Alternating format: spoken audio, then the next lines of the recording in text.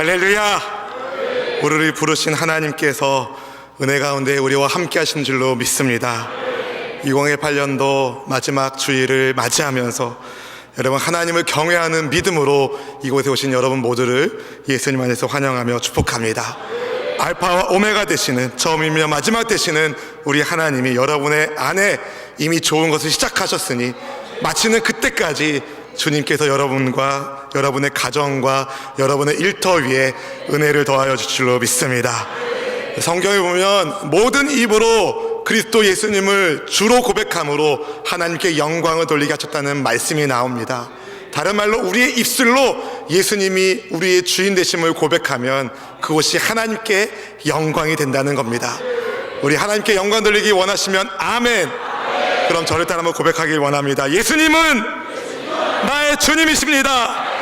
예수님은 나의 주님이십니다.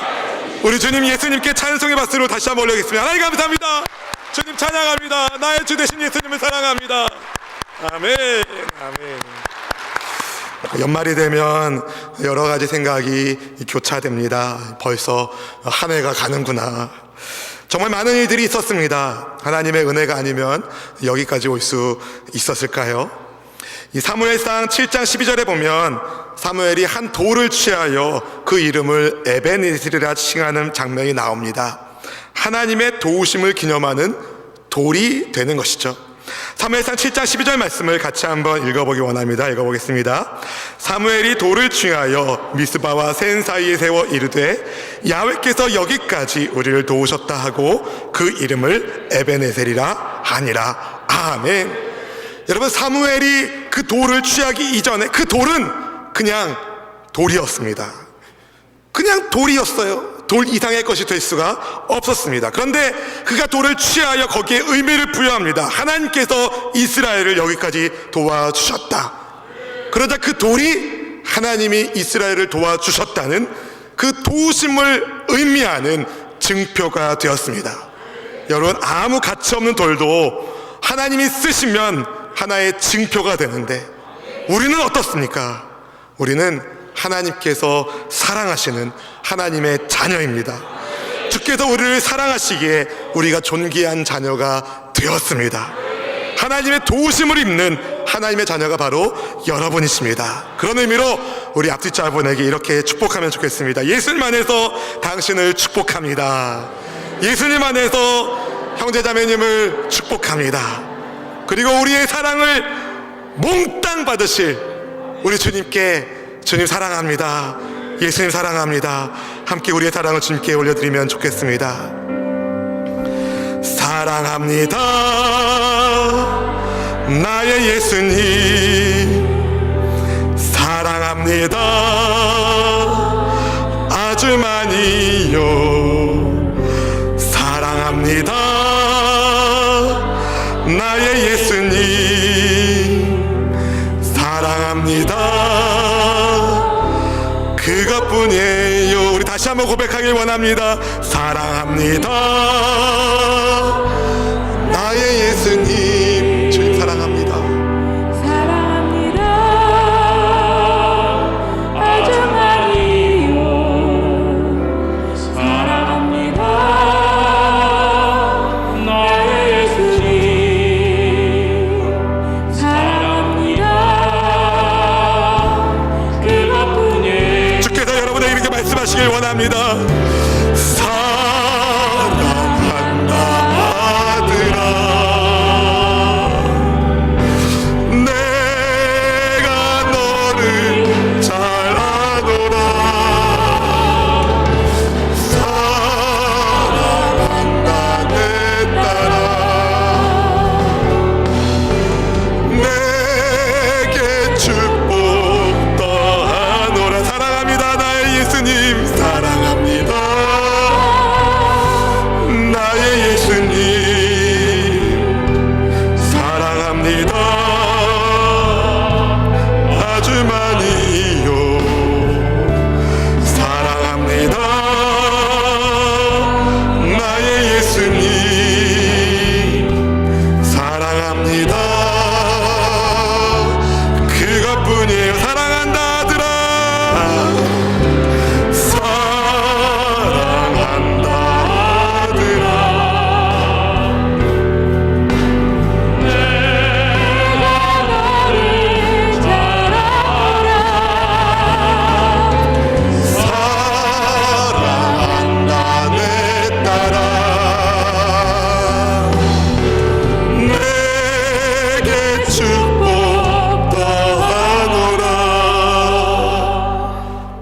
사랑하시는 주님, 우리를 사랑하시는 주님, 아무도 모르는 우리의 속사정을 우리 주님 알고 계시고 우리의 형편과 처지를 누구보다 잘 아시며 사랑으로 보호하신 주님, 주님 앞에 부끄러운 모습 그대로 왔습니다.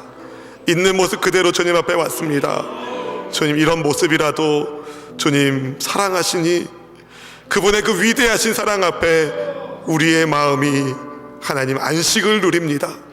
주님, 이 시간 주의 백성들이 주께 올려드리는 예배 가운데 사랑의 왕으로 좌정하여 주시옵시고 사랑의 왕이신 우리 예수님께서 우리의 삶을 통치하시사 우리 삶 구석구석에 하나님의 사랑만으로 충만하게 하여 주시옵소서. 하나님, 한 해 동안 얼마나 많은 일들이 가정 안에 있었습니까? 하나님의 선하심과 인자하심이 우리를 떠나지 않으셨기 때문에 여기까지 올 수 있었습니다. 주님, 화가 변하여 복이 되게 하시는 하나님의 역전의 역사가 임하게 하여 주시옵시고 죄인을 불러 의인 되게 하시고 없는 자를 불러 있는 자가 되게 하시는 창조의 능력을 허락하여 주시옵소서. 이 시간 부족한 종이 감히 복음의 말씀을 들고 이 강단에 섰사오니 생명에 살아있는 말씀만이 증거되게 하여 주시고 말씀을 전하는 저와 받으시는 성도님들이 예수님 안에서 하나 되어 아버지께 영광 돌리도록 축복하여 주시옵소서. 성령 하나님, 마음을 다하여 환영합니다. 인정합니다. 모셔드립니다. 오직 하나님만 높임받는 아름다운 예배를 주님 받아 주시옵소서. 우리의 삶을 복되게 하시며 영혼이 잘됨같이 범사가 잘되고 강건한 복을 더하여 주시는 우리 구주 예수님의 이름으로 감사 기도드리옵나이다. 아멘. 할렐루야. 주의 이름이 있는 곳에 하나님의 영광이 함께하는 줄로 믿습니다. 커피를 잘하는 집에 가면 커피 향이 납니다. 담배를 많이 태우시는 분이 엘리베이터에 혹시라도 타면 담배 냄새가 솔솔 납니다. 힘들더라고요. 여러분, 예수님 믿는 우리에게는 예수님의 향기가 납니다. 맡아지시죠? 목사님 코가 막혔는데 여러분, 예수님 안에서 우리 안에 주시는 하나님 향기가 여러분의 가정과 삶을 덮어주시기를 주의 이름으로 축복합니다. 지금껏 하나님의 사람 시리즈를 여러분과 나누고 있습니다. 오늘이 13번째 기도원에 관련된 말씀을 나누게 될 텐데요, 모세의 뒤를 이어서 이스라엘 백성들을 약속의 땅 가나안으로 인도했던 여호수아도 인생의 마침표를 찍을 때가 왔습니다.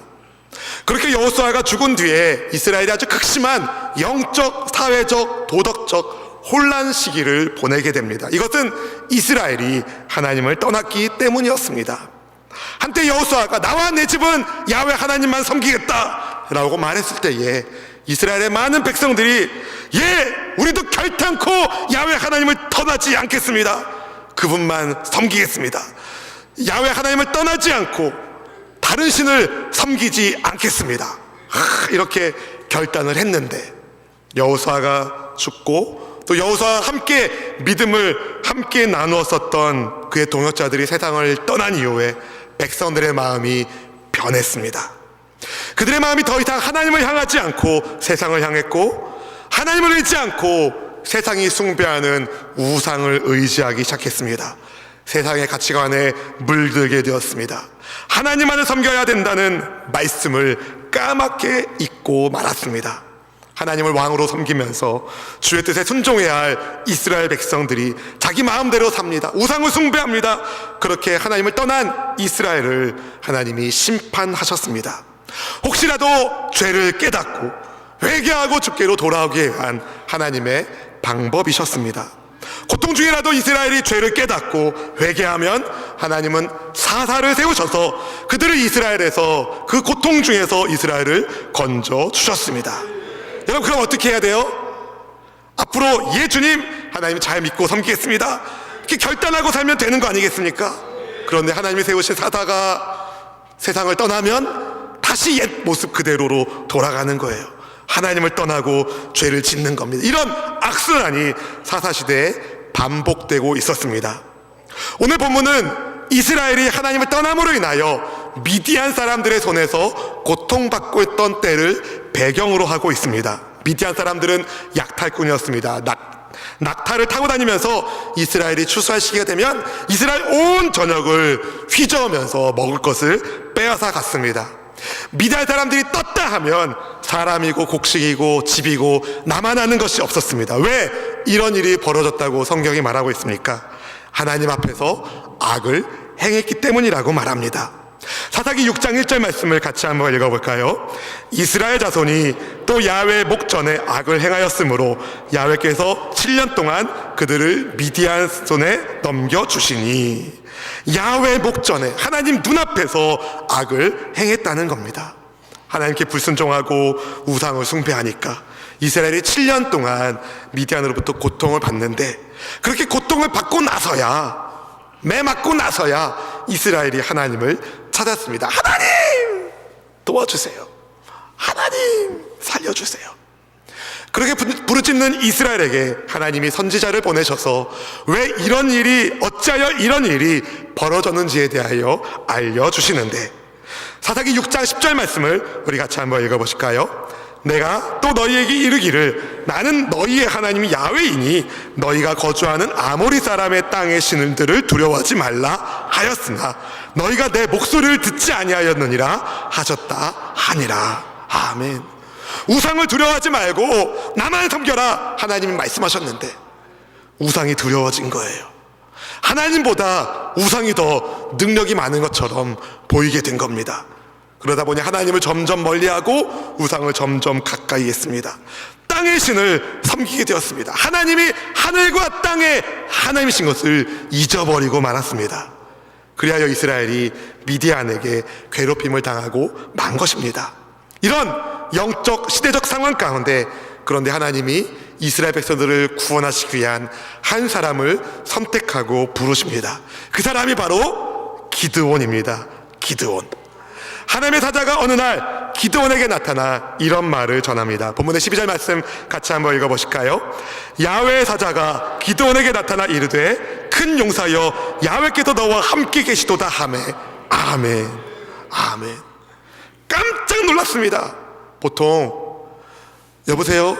혹시 당신의 이름이 뭔가요? 기드온인가요? 이렇게 좀 통성문을 하면서 첫 만남을 시작하는데, 하나님의 사자가 기드온을 보자마자 대뜸 하는 말이 뭡니까? 큰 용사여 하나님께서 당신과 함께 하신다, 이 이야기를 하는 겁니다. 기드온이 깜짝 놀랐습니다. 왜냐하면 그는 큰 용사와는 좀 거리가 먼 소심한 사람이었기 때문에 그렇습니다.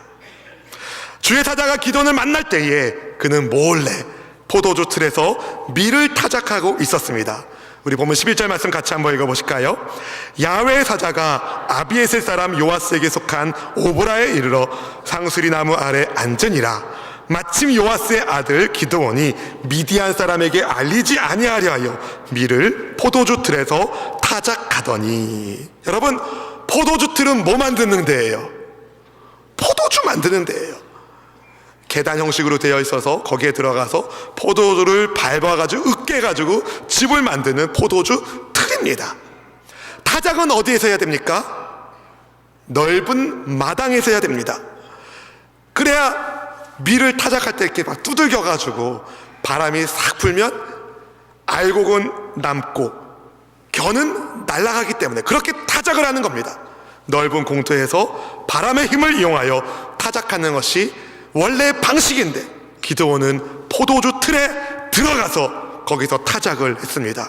조금 타작하고 다시 또 조금 타작하고. 왜 그렇게 숨어서 타작하고 있었습니까? 미디안 사람에게 알리지 않으려고. 언제 미디안 사람이 나타나서 빼앗아 갈지 모르기 때문에 무서워서, 두려워서 그는 숨어서 타작하고 있었습니다. 밀을. 이런 기드온의 모습은 큰 용사와는 좀 거리가 한참 떨어져 있는 것처럼 보입니다. 그런데도 하나님의 사자가 기드온을 큰 용사여 라고 부릅니다. 그리고 그 이유에 대하여 한 가지를 붙이는데 바로 하나님이 함께 하신다는 것이었습니다. 큰 용사여 야훼께서 너와 함께 계시도다. 여러분, 주께서 기드온을 큰 용사로 부르신 것은 하나님이 기드온을 큰 용사 되도록 그와 함께 하시겠다고 이미 뜻을 정하셨기 때문입니다. 주님은 두려움 많은 기드온에게 겁쟁이 기드온아, 내가 앞으로 너를 큰 용사가 되게 하겠다, 이렇게 설명하지 않으시고 주님이 함께 하시니 너는 큰 용사다 선포를 하신 겁니다. 여러분이 기드온의 입장이라면 어떻게 반응하시겠습니까? 내가 너와 함께 할 테니 기드온아, 너는 큰 용사다, 누구누구야, 너는 큰 용사다. 그럼 여러분 어떻게 반응하시겠어요? 할렐루야, 아멘. 하나님 감사합니다. 저를 큰 용사로 불러준 주님 찬양합니다. 할렐루야. 제가 목숨을 다하여 하나님께 충성을 다하는 큰 용사가 되겠습니다. 그렇게 하면 얼마나 좋아요. 얼마나 좋아요. 어제 새가족 신방을 제가 갔는데 연기 전공한 새가족 신방 갔어요. 저보고 연기를 조금 한다고 그러더라고요. 제가 충성을 다해서 큰 용사로서의 사명을 감당하겠습니다, 이렇게 반응할 것 같은데 기도는 그렇게 반응하지 않습니다. 하나님, 제가 큰 용사라고요? 하나님이 함께 하신다고요? 하나님이 함께 하시는데 왜 이 모양 이 꼴입니까? 하나님 우리와 함께 하시면 어떻게 더 이런 일이 우리 인생 가운데 벌어지는 겁니까? 우리 조상들은 하나님께서 놀라운 출애굽의 기적으로 우리 조상들은 이스라엘이 애굽에서 구원받았다고 이야기하고 있는데 그 기적들이 지금은 어디 간 겁니까? 어디 간 겁니까? 하나님께서 우리를 버리셨기 때문에 우리가 지금 이렇게 된 거 아닙니까? 하나님이 저와 함께 하신다고요? 제가 큰 용사라고요? 농담하지 마세요. 이렇게 기도는 하나님의 부름에 이의를 제기했습니다. 제가 만든 말이 아닙니다. 기도원이 한 말입니다. 본문 13절 말씀 같이 한번 읽어보실까요? 기드온이 그에게 대답하되 오 나의 주여, 야훼께서 우리와 함께 계시면 어찌하여 이 모든 일이 우리에게 일어났나이까?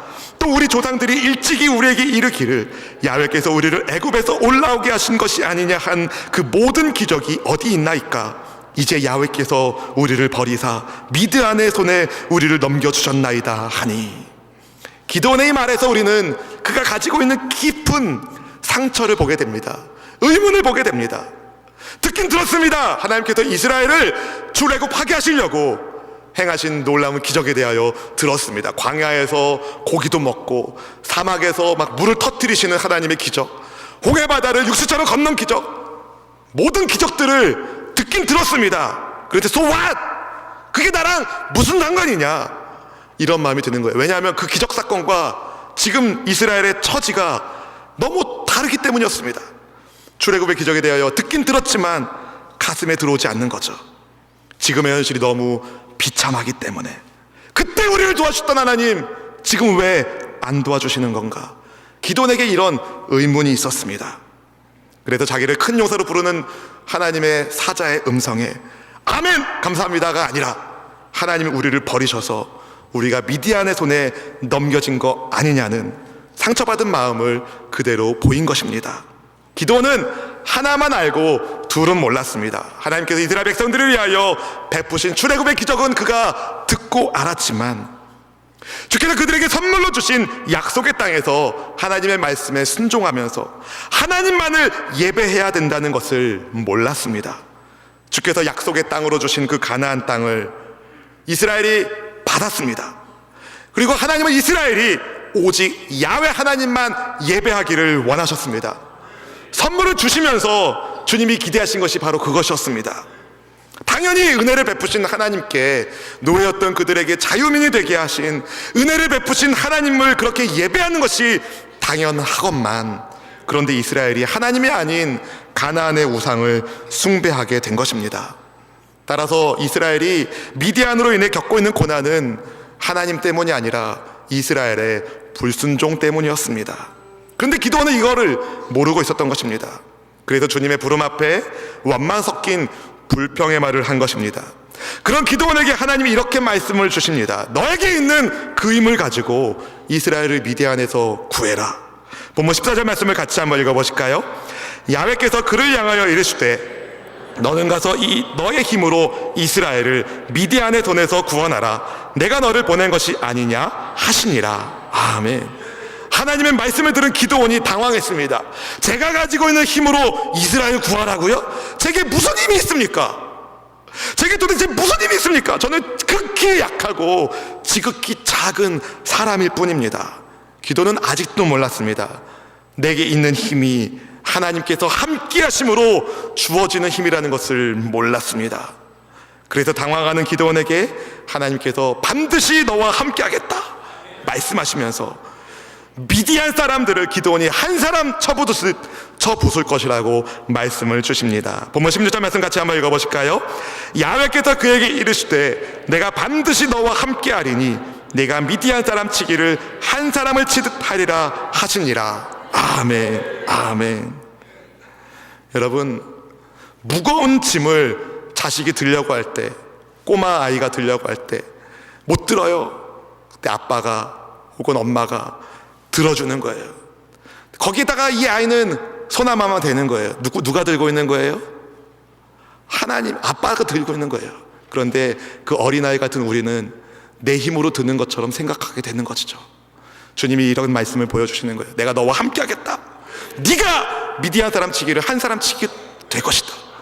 다시 말해 하나님께서 그렇게 해 주시겠다는 말씀을 하신 것입니다.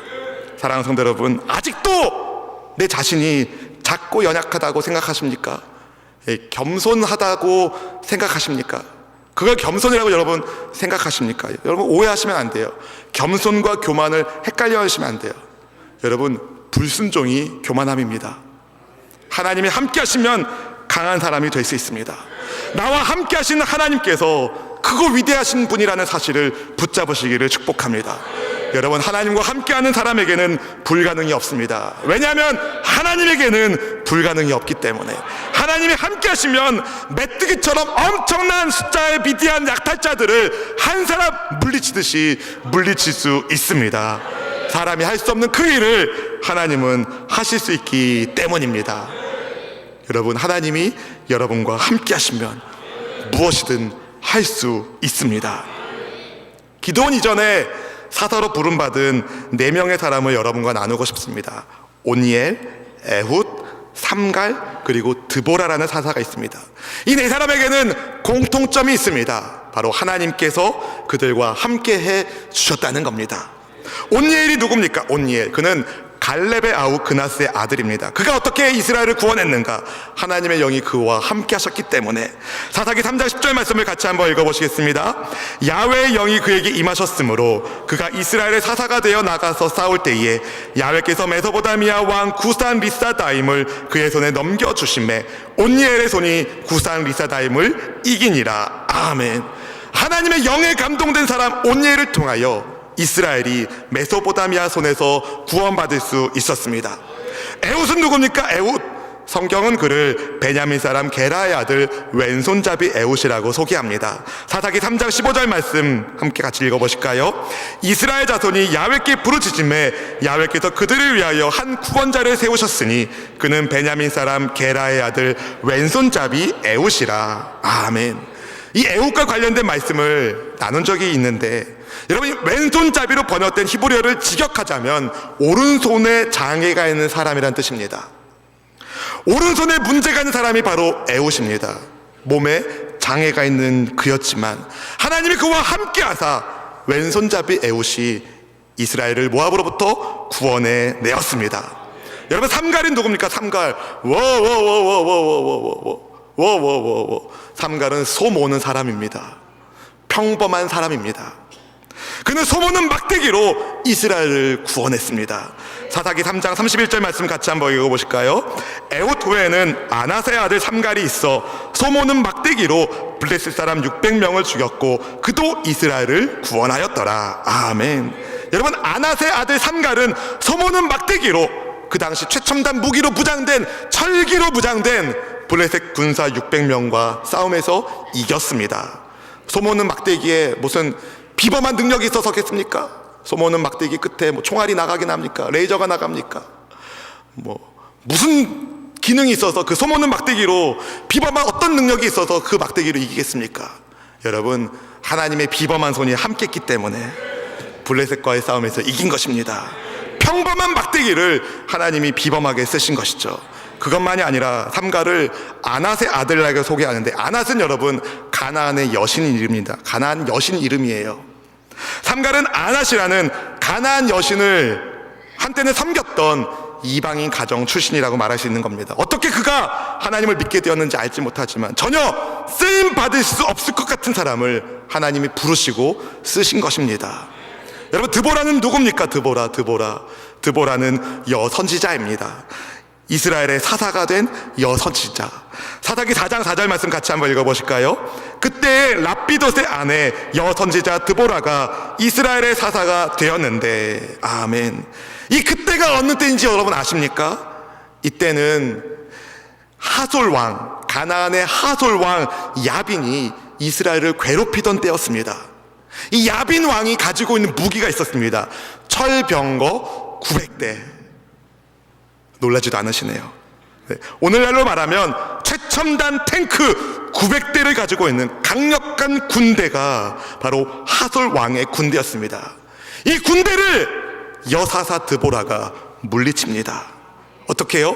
하나님이 함께 해주셨기 때문에. 여러분, 큰 용사로 부름받은 기돈을 비롯하여 온니엘, 에훗, 삼갈, 드보라와 같은 사사들은요, 다 하나님께서 함께 하심으로 이스라엘을 고통 중에서 건져내는 사사가 되었습니다. 이 네 사람은요, 기드온을 포함하면서 5사람은요, 우리를 다 설명해 줍니다.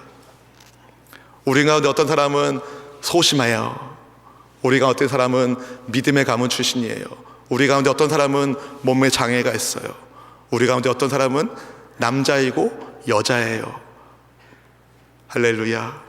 우리 가운데 어떤 사람은 삼갈처럼 완전 생짜 가족에서 하나님을 믿게 되었어요. 우리 전체를 다 설명하는 사사가 바로 이 5명의 사사입니다. 여러분, 이 5명의 사사는요, 가정 배경도 다 다르고 교육 수준도 다 다르고 성별도 다르지만 한 가지 공통점이 있습니다. 하나님이 함께 하셨다.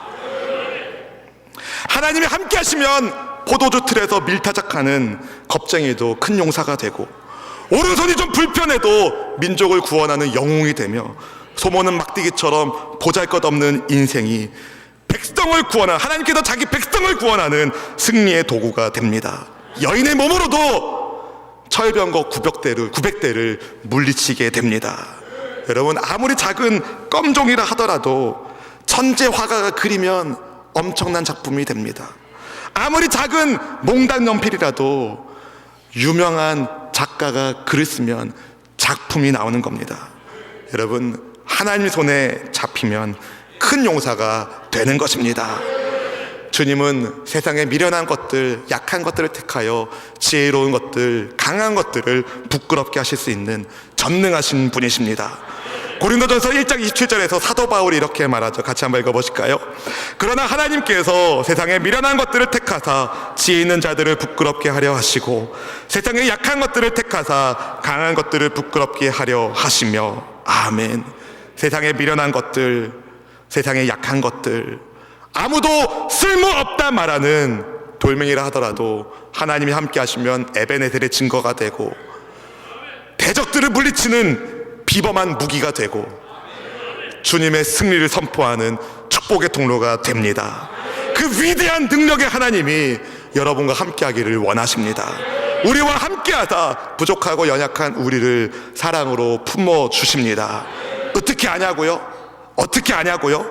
우리를 위하여 임마누엘, 예수님을 보내주셨습니다. 마태복음 1장 23절 말씀 우리 같이 한번 읽어보실까요? 보라, 처녀가 잉태하여 아들을 낳을 것이요 그의 이름은 임마누엘이라 하리라 하셨으니, 이를 번역한 즉 하나님이 우리와 함께 계시다 함이라. 아멘. 이 말씀은 예수님이 이 땅에 오실 때에 천사가 선포한 말씀입니다. 예수님의 탄생을 가리켜. 여러분, 예수님은요, 임마누엘, 하나님으로 이 땅에 오신 저와 여러분의 구원자이십니다. 그렇기 때문에 여러분, 예수님을 믿는 한 우리는 큰 용사입니다. 예수님을 믿는 한 우리는 절망을 뛰어넘는 소망의 사람이 됩니다. 큰 용사여 임마누엘, 주께서 너와 함께 계시도다. 사랑하는 성도 여러분, 지난 한 해를 돌아보시면서 후회할 만한 일들이 얼마나 있으셨는지 모르겠습니다. 혹시라도 하나님 앞에 부끄러운 점이 있다면 솔직하게 회개하고 주님의 용서를 구하시면 됩니다. 우리 하나님은 회복하게 하시는 용서의 하나님이시기 때문에 택하신 주님의 백성, 주님의 자녀들을 붙잡아 주시는 좋으신 분이십니다. 기드온이 두려워했을 때, 반문했을 때, 의심이 있을 때 주님이 말씀하셨죠. 내가 너와 함께한다. 내가 너와 함께한다. 이사야 41장 10절 말씀도 동일한 말씀하고 있습니다. 같이 한번 읽어보실까요? 두려워하지 말라. 내가 너와 함께함이라. 놀라지 말라. 나는 네 하나님이 됨이라. 내가 너를 굳세게 하리라. 참으로 너를 도와주리라. 참으로 나의 의로운 오른손으로 너를 붙들리라. 아멘. 우리를 붙드시는 주님의 손 여러분 잡고 계십니까? 우리를 붙드시는 주님의 손 여러분도 잡으시길 바랍니다. 그래서 가정에서, 직장과 일터에서, 교회에서, 언제 어디서든 주님의 큰 용사로 하나님과 함께하는 형통의 사람이 다 되시기를 주님의 이름으로 축원드립니다. 말씀을 마무리하겠습니다. 하나님이 함께 하심으로 기드온은 큰 용사로 쓰임을 받았습니다. 기드온과 함께 하신 하나님, 그때 하나님이 오늘의 우리의 하나님이시며 앞으로도 우리를 돌봐주실 하나님이십니다. 기드온과 함께 하신 하나님께서 여러분과 함께 하기를 원하십니다. 이 질문을 저에게, 여러분에게 던지고 싶습니다. 하나님은 그렇게 우리와 함께 하길 원하는데 나는 얼마나 주님과 함께 하기를 원하는가? 2018년도 이제 이틀 남았는데요, 2019년도 새해를 준비하시면서 여러분 주님을 가까이 하는 것에 힘을 내십시오. 하나님의 말씀인 성경 읽기와 말씀 묵상과 기도에 힘쓰시길 축복합니다. 앞으로 우리 교회 주보에 가정예배 순서지가 계속 실릴 겁니다. 여러분 한 주에 한 번 가족들이 같이 모이셔서 가정예배 드리십시오. 엄마와 아빠가, 자녀들이 하나님 안에서 함께 하시는 하나님, 함께 하신 하나님 붙잡으시고 승리하기를 축복합니다. 여러분 기도의 자리에 나오십시오. 새벽에 나오십시오. 새벽에 못 나오시면 오후에도 나오십시오. 저녁에도 나오십시오. 목사님 저는 일이 바빠서 좀 나오기가 어렵습니다. 그럼 여러분 일하시는 곳에 기도 자리를 만들어 주십시오. 지하 1층 남자 화장실 왼쪽 첫 번째 칸은 내 기도 자리다. 정해 놓으세요 여러분. 남자 화장실이 미어 터지겠네요. 여러분 정하셔야 돼요. 정하셔야 돼요. 시간 날 때 기도 안 됩니다. 여러분 정하시고 시간을 정해시고 하나님과 함께하는 시간을 가지셔야 돼요. 그렇게 하나님과 함께함을 추구하면 여러분 인생에 아름다운 일이 벌어집니다. 우리와 함께 하신 하나님, 우리 또한 주님을 가까이 할 때 하나님의 승리를 가정에서 경험하고 직장과 일터에서 경험하여 그리스도 우리 예수님을 높이는 그렇게 영광의 백성으로 큰 용사로 천국에서 이름난 여러분의 삶이 되기를 주님의 이름으로 간절히 축원드립니다.